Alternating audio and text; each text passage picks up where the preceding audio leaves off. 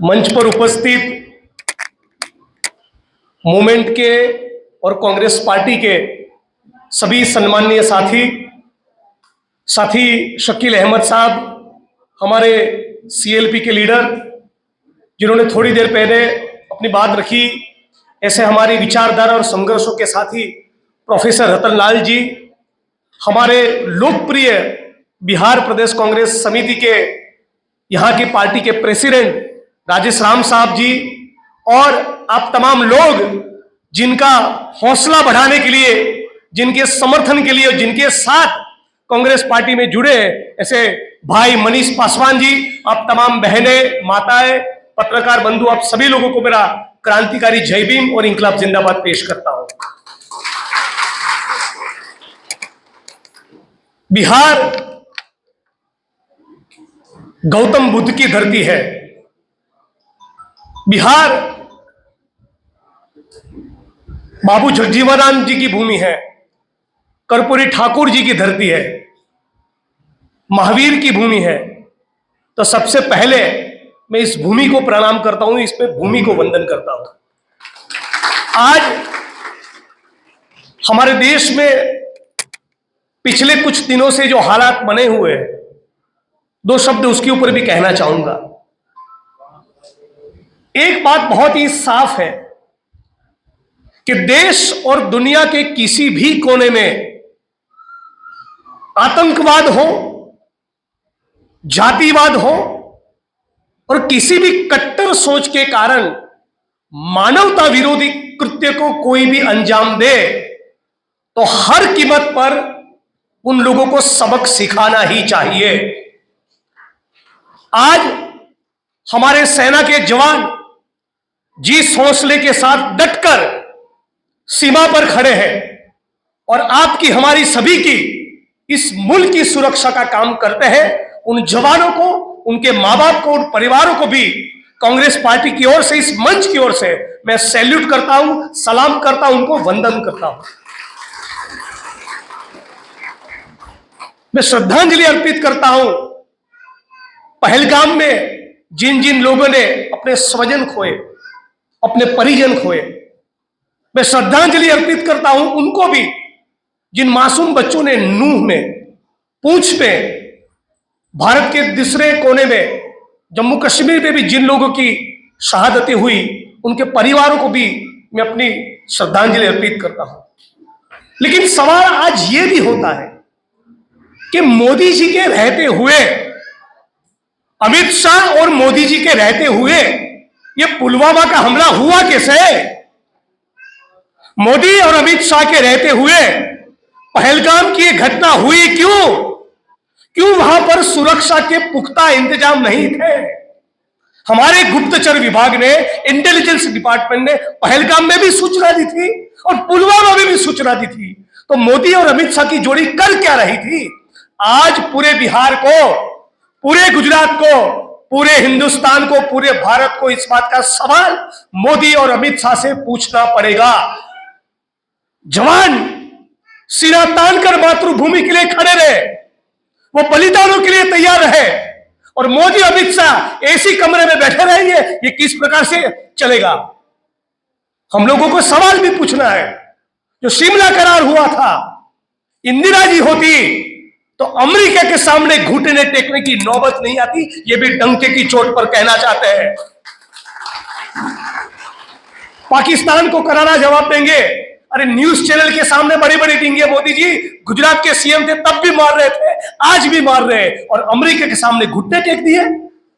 मामला तो हिंदुस्तान और पाकिस्तान के बीच का था, मामला भारत और पाकिस्तान के बीच का है। अमेरिका बीच में क्यों टांग अड़ा रहा है? हमारी भी कोई स्वायत्ता है, हमारी भी कोई स्वतंत्रता है। शिमला करार हुआ है, लेकिन फिर भी अमेरिका ट्वीट कर रहा है और मोदी जी कहां गायब है? सर्वदलीय बैठक में भी उनको नहीं आना, पुलवामा के मामले पर भी माफी नहीं मांगनी, पहलगाम पर भी माफी नहीं मांगनी, इस बात की भी सफाई नहीं देनी कितने लोग मरे क्यों। और इसलिए आज सम्माननीय राहुल जी ने, कांग्रेस पार्टी ने पत्र लिखा है और कहा है कि पार्लियामेंट का स्पेशल सेशन बुलाइए, हम बिहार की धरती पर से भी इस मंच पर से भी मांग करते हैं कि मोदी जी पार्लियामेंट का स्पेशल सेशन बुलाइए और मुल्क की जनता के सामने, देश और दुनिया के सामने आपको सफाई देनी पड़ेगी। आप अकाउंटेबिलिटी से बच नहीं सकते। हिंदुस्तान ने अपने जवान खोए, बेगुनाह नागरिक खोए, तो कहीं ना कहीं आपकी भी जिम्मेवारी बनती है कि नहीं बनती। और इसीलिए मैं मांग करता हूं कि दूध का दूध और पानी का पानी होना चाहिए।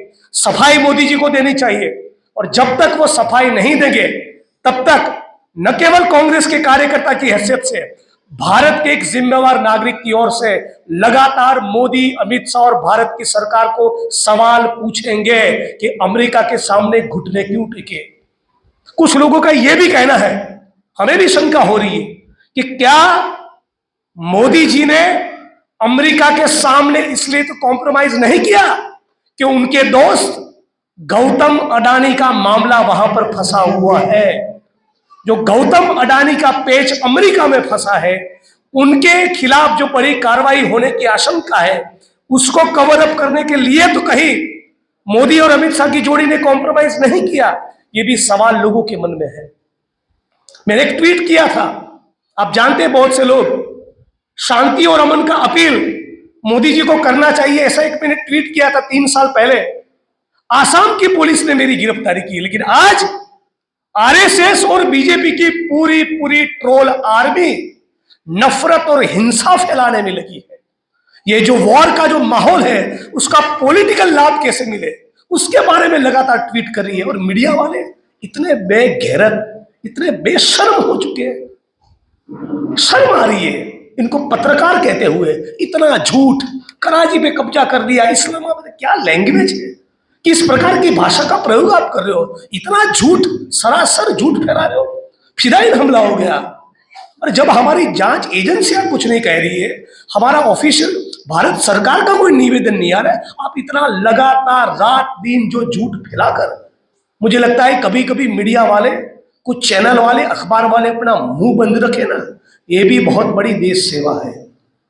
और इन मामलों में भी इस मंच पर से मैं मांग करता हूं कि आने वाले 2-4 दिनों के बाद, हफ्ता 10 दिन के बाद, भारत की सरकार को, हमारे गृह मंत्रालय को, ऐसे जितने भी ट्वीट करने वाले लोग हैं, जितना भी नफरत और हिंसा और झूठ फैलाने वाले पत्रकार हैं, उन सभी की सूची तैयार करके उनको भी जेलों की सलाखों के पीछे डालना चाहिए, ताकि आने वाले दिनों में ऐसी कोई जरूरत न रहे। आज साथियों, बहुत लंबी बात नहीं करूंगा, मैं बिहार में चुनाव है तो बार बार मेरा आना होगा, लेकिन आज मुझे अच्छा लगा आप तमाम बहनों को, माताओं को देखकर कि आपने उस कांग्रेस पार्टी का दामन थाना है जिसका नेतृत्व आज खड़गे साहब कर रहे हैं। आज राहुल जी, खड़गे साहब, शकील अहमद साहब, हमारे पीसीसी के चीफ, हम तमाम लोग, आप देख लीजिए, जहां पर भी दलित उत्पीड़न का मामला होता है, जहां पर भी माइनॉरिटीज, आदिवासी, ओबीसी, डीएनटी, दलित, कमजोर, दबे कुचले तबके के लोगों के हक और अधिकार की बात आती है, तो कांग्रेस पार्टी डंके की चोट पर आपके साथ खड़ी रहती है। और इसीलिए मुझे आनंद है कि दूसरी कोई पॉलिटिकल पार्टी नहीं, आप तमाम लोगों ने और साथी मनीष पासवान ने इंडियन नेशनल कांग्रेस का हाथ थामा, उसके लिए तमाम लोगों को मैं दिल की गहराइयों से शुक्रिया अदा कहना चाहता हूं। लेकिन साथी मनीष को यह भी कहना चाहूंगा, मैं जिस दिन कांग्रेस पार्टी में जुड़ा, आप जानते हैं कि साथी कन्हैया और मैं एक ही दिन करीब 3-3.5 साल पहले कांग्रेस पार्टी ज्वाइन की है, लेकिन उसके पहले का जो जिग्नेश था, अम्बेडकराइट लड़ने वाला एक्टिविस्ट जिग्नेश, उसको कभी मरने नहीं दिया। तुमको भी ये करना है।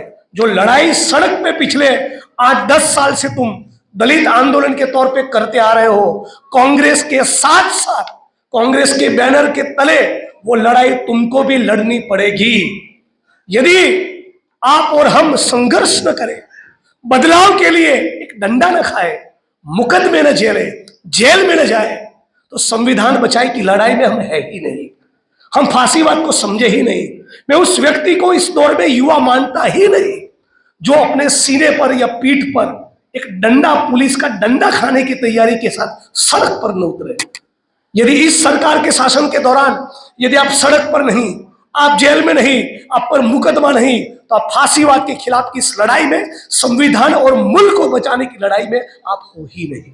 और इसलिए साथी मनीष और आप तमाम लोगों से मेरा एक ही रिक्वेस्ट है, आज जिस प्रकार की परिस्थिति से, जिस दौर से हम लोग गुजर रहे हैं, जितना भी हो सके अपने खून का एक एक कतरा बहाकर दलित, आदिवासी, ओबीसी, माइनॉरिटीज, डीएनटीज की आवाज को बुलंद करो।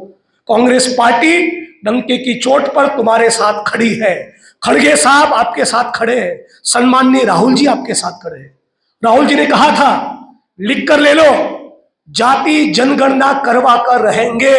कितना भी घमंड था, मोदी का घमंड टूटा, भारत सरकार को भी जाति जनगणना करवाएंगे, ये अनाउंसमेंट करना पड़ा।